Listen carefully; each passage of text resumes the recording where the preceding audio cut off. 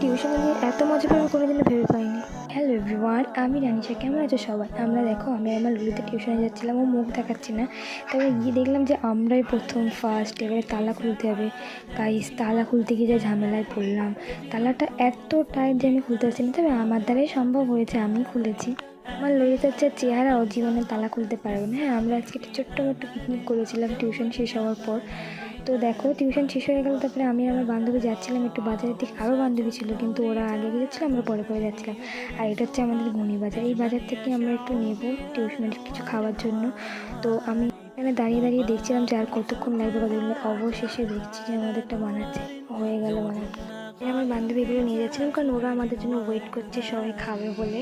তো আমরা এখন চলে গেলাম, গিয়ে দেখো সব প্লেট মিট রেডি করছিলাম। তারপরে ভাবলাম যে হাত ধুয়ে এসেছি, সবাই গল্প করছে। এবার হাত ধুতে গিয়ে হাত পুরো পুড়ে যাচ্ছিলো, এত গরম।